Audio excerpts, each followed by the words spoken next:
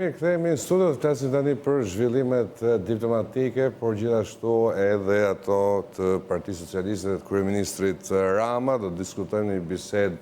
me kolegen tonë Gerola Hate. Gerola, shumë faleminderit që jam në kënaqësinë të bisedoj. Mirë, unë nis bisedën nga evakuimi i 5 shqiptarëve që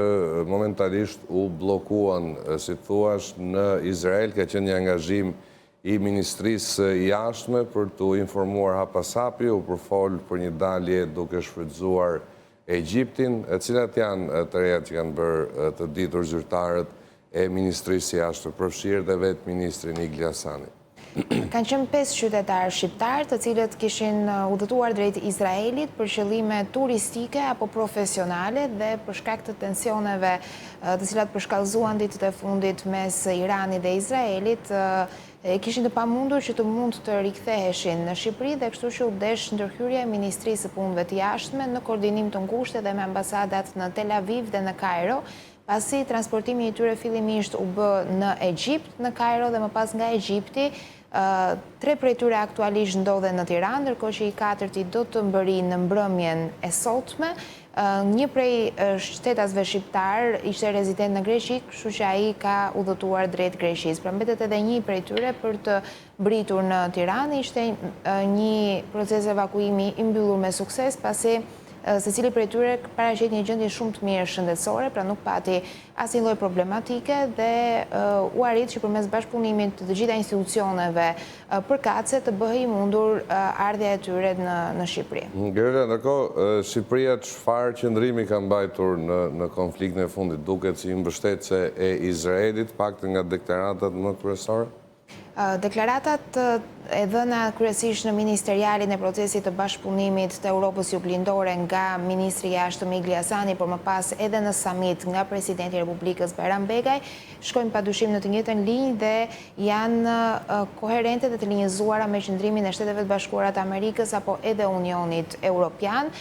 Zoti Hasani në ministerial bëri thirrje Iranit që të tërhiqej nga çdo lloj veprimtarie armësh bërthamore, nga aktivitetet të tilla, duke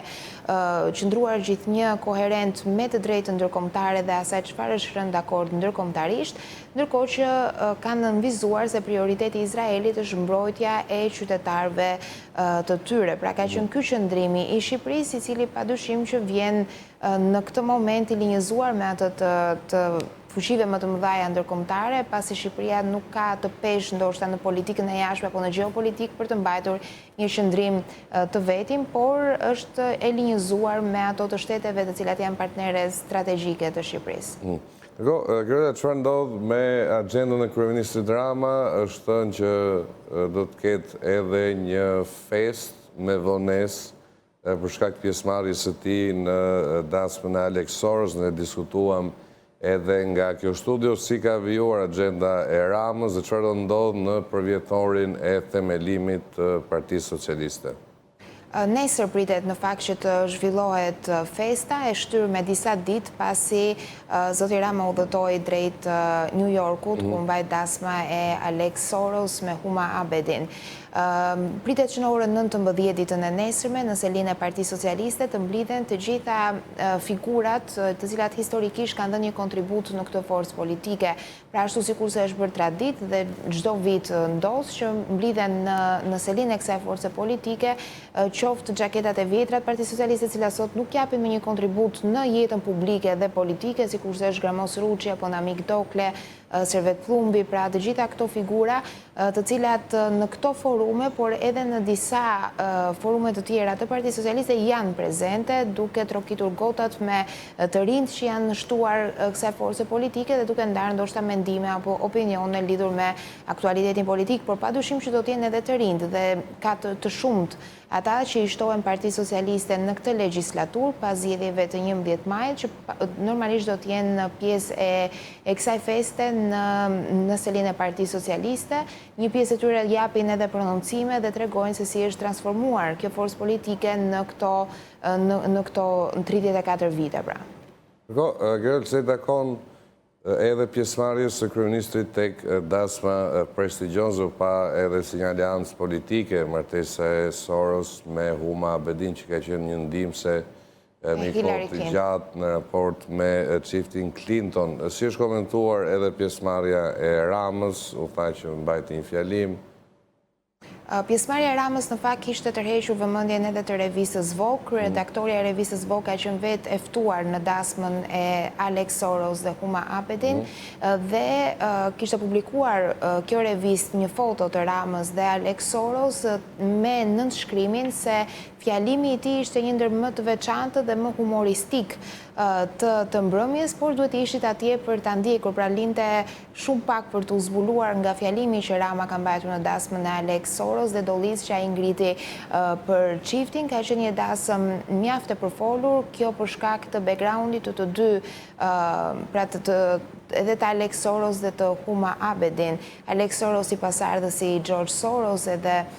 i të gjitha fondacioneve që familje dhe pronave private që familja e tij ka, dhe Huma Abedin si njeri mjaft i afërt i Hillary dhe Bill Clinton, por në të njëjtën kohë edhe ish bashkëshortja e një politikani mjaft të njohur në Shtetet e Bashkuara të Amerikës, 60 vjeçar, i cili u tërhoq nga politika, por gjithashtu dhe u divorcua me Huma Abedin pas një skandali seksual me një të mitur që është bërë publik dhe shtetuar në Shtetet e Bashkuara të Amerikës. Fryti i kësaj martesës së parë është edhe djali i cili ishte i pranishëm në dasmën mes Alex Soros dhe Huma Abedin, por ndërkohë që padyshim që nuk ngelen jashtë vëmendjes të gjitha figurat politike që ishin të pranishme në këtë dasëm, edhe mbajtën fjalimet e tyre, por gjithashtu edhe ishte edhe një mundësi që të gjithë mund të bisedonin me njëri tjetrin, pasi të ftuar ka qenë për shembull Kamala Harris, ish zëvendës presidentja, por edhe konkurrentja apo kundërshtarja politike e presidentit amerikan Donald Trump gjatë garës së fundit presidenciale, po ashtu Bill Clinton, Hillary Clinton, që kanë qenë të pranishëm, dhe familja e ngushtë e Alex Soros. Padyshim, vllai i tij Jonathan ka mbajtur një fjalim në dasëm, e po ashtu Hillary Clinton dhe kryeministri i Shqipërisë Edi Rama, që duhet thënë, kam përshtypjen duhet të ketë qenë ndër të paktat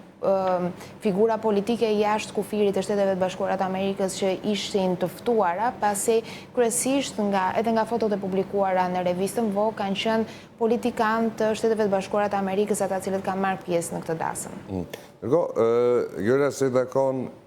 edhe Partia Socialiste do të ketë një akademi politike për deputetët, por gjithashtu dhe për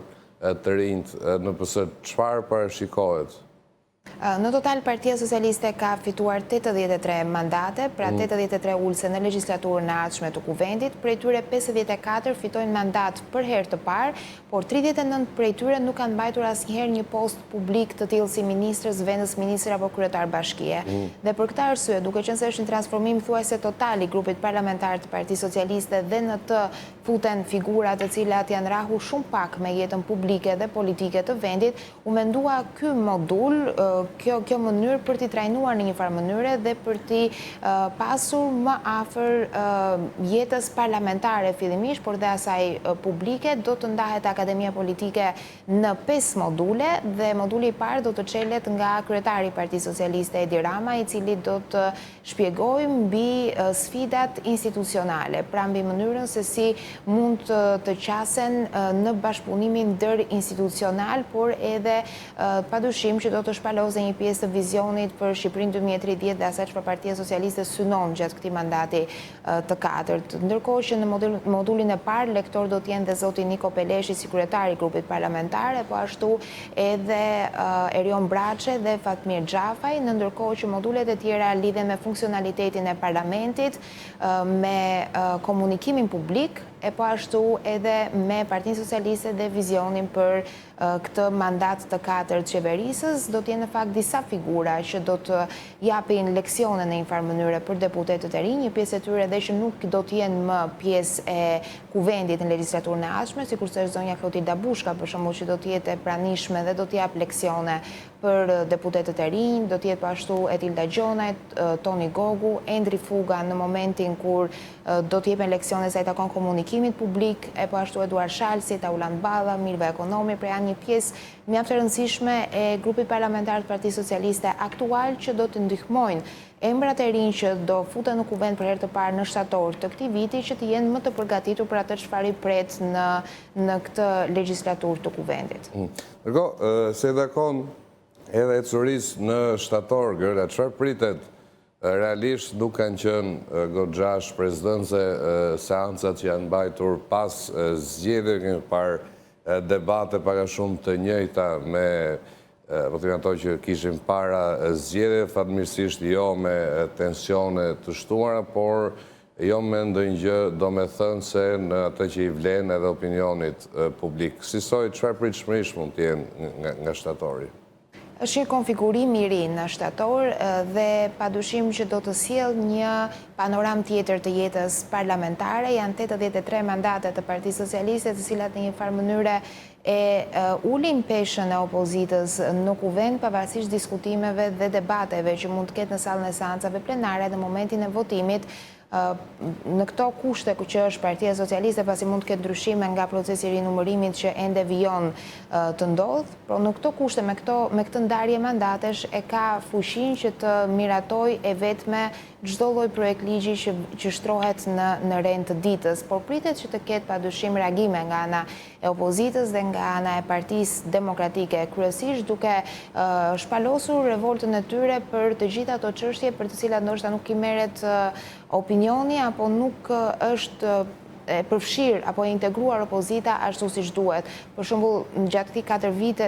4 vjeçari padyshim që procesi i integrimit në Unionin Evropian do të jetë primar dhe parësor, duke qenë se Shqipëria po vijon me hapjen e grup kapitujve dhe ajo çfarë është kritikuar vazhdimisht nga ana e Partisë Demokratike, por edhe në raporte ndërkombëtare, është mungesa e gjithë përfshirjes në këtë proces. Pra, opozita duhet të jetë një pjesë e pandashme e procesit të integrimit të gjithë Shqipërisë në Unionin Evropian, por gjithashtu duhet të jenë organizatat jo fitimprurse, shoqëria civile dhe të gjithë qytetarët, pasi është një proces që prek të gjithë shtetin dhe jo vetëm qeverinë aktuale. Për këtë arsye ndoshta do të ketë debate edhe në këtë prizëm, pra në mënyrën se si mund të bëhet kuvendi më gjithëpërfshirës për të gjitha palët politike. Kujtojmë se janë dhe disa komisione, siç është komisioni i zotit Xhafaj,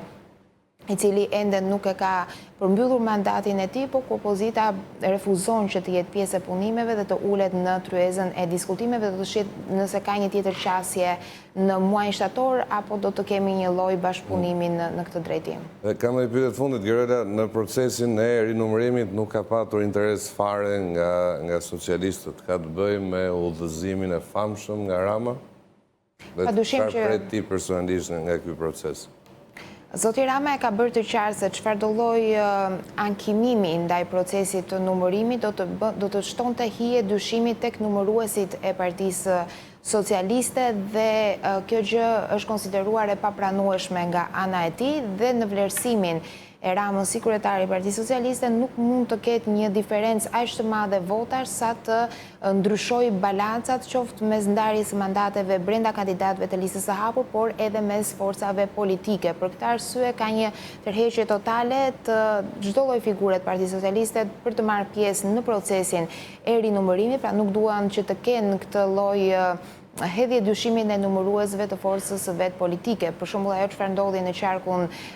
e Dibrës nga procesi i rinumërimit u pa se brenda vet kandidatëve të listës së hapur të Partisë Demokratike ka pasur një transferim apo tjetërsim të votave, duke ja hequr njëri kandidat dhe duke ja shtuar tjetrit. Në Dibër nuk pati asnjë ndryshim të rezultatit përfundimtar, pasi Partia Demokratike arriti të siguronte mandate vetëm të listës së sigurt. Pra, pavarësisht se si ndaheshin votat mes kandidatëve të listës së hapur, nuk përbënte asnjë ndryshim. Por ajo e cila